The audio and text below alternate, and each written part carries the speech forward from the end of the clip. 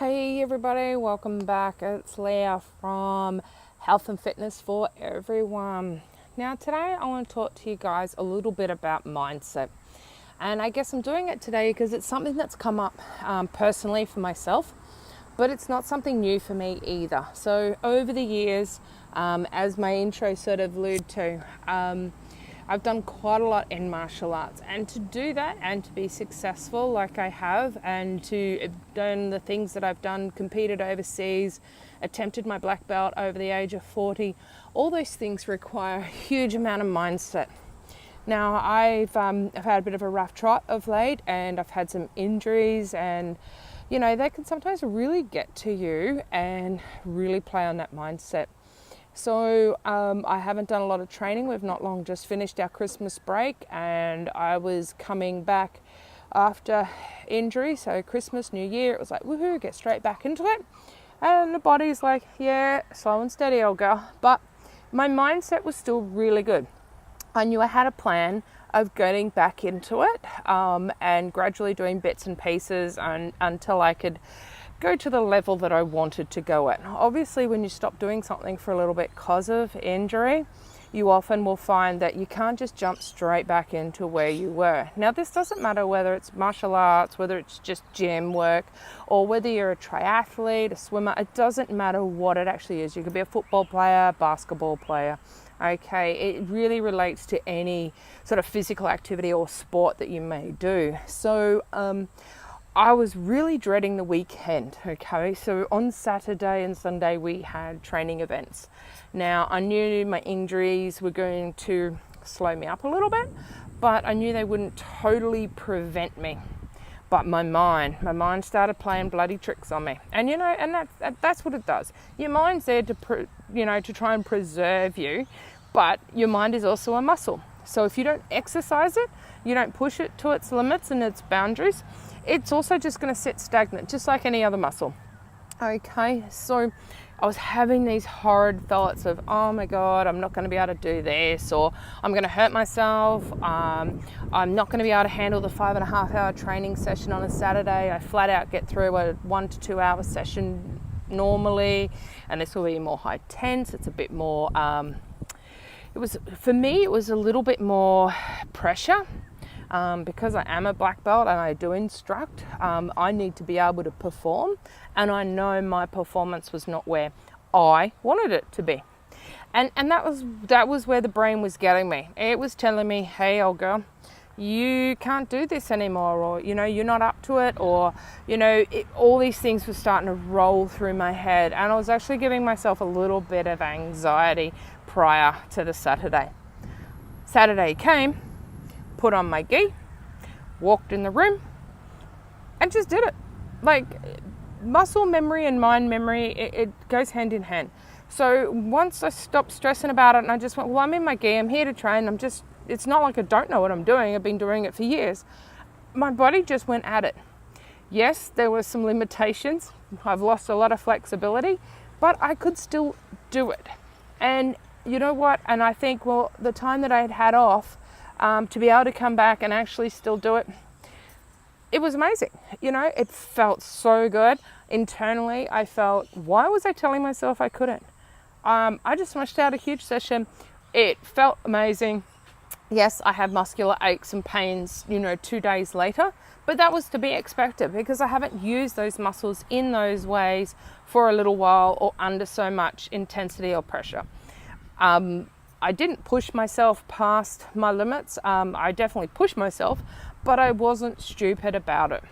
So basically today is just a little bit about mindset. Don't let the mind get the better of you, because it will. It'll tell you everything that you want an excuse for, without actually going, hey, you know what, girl? You can do this. You've got this. It's not like you haven't done it before. It's not like you haven't come back from injury before. Like for me, in the 10 plus years, I've had 4 major operations. 4 major operations that I've come back from and still been able to represent my country and represent my state as well, okay, as well as my dojo. So, it is all possible.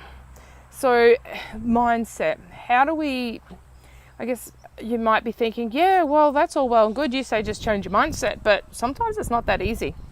And I get it. I so get it. It is not that easy. I'm very focused on a morning routine, regardless of what day it is. When I get up, I spend half an hour to an hour, depending on the day, just clearing my mind, setting my focus, setting my goals.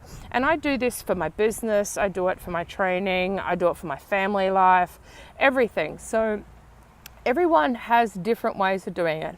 But I wake up with a purpose. So, on Saturday I woke up, I still did my meditation and just cleared my mind and said, I've got it, I've got this.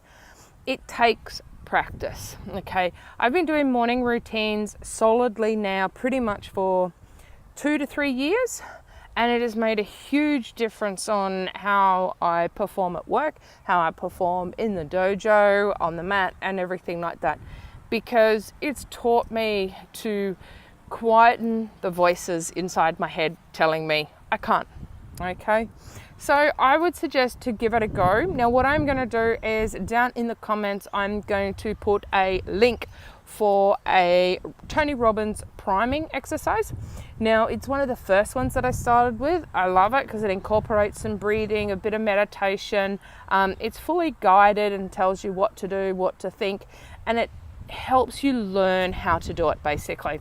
So later on when you get a bit more experienced and you can meditate a little bit better and easier, and you can quieten your brain down without being guided, okay, this is a really good starting point. Now, some of you may know about Tony Robbins. Some of you go, well, he's a personal development person. What's he got to do with fitness? Everything.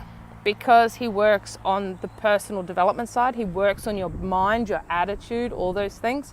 It actually plays a very big part in sports, any sport sort of type of person, whether you be a pro athlete to whether you're just a Sunday soccer fan. It doesn't matter.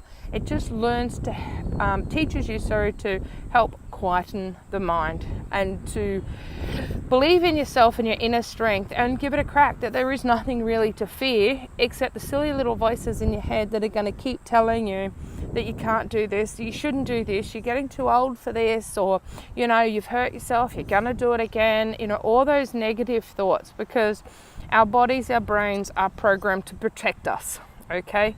But you look at all the pro athletes and all the highly successful athletes, they've all pushed their limits. They've all pushed past this mindset. So that was about all for today. I hope you guys got some value out of that. To me, mindset goes hand in hand with lifting weights, with running, cardio, putting my gi on and everything like that. It is a really big part of the whole picture. Anything we train or exercise, it's a big picture. All right. So, all right, guys, it's getting a bit windy, so I'm going to get out of here for today. I hope that was of value. Don't forget, if you've got any questions you want me to answer, anything, how about drop them down in the comments under the video or audio or whatever platform that you see this on, whether it be social media, YouTube, my podcast, okay? Drop them down, okay? Give me some ratings. Let me know what you think, how you feel, and then I can best respond. All right, guys, have an awesome day. Talk to you soon.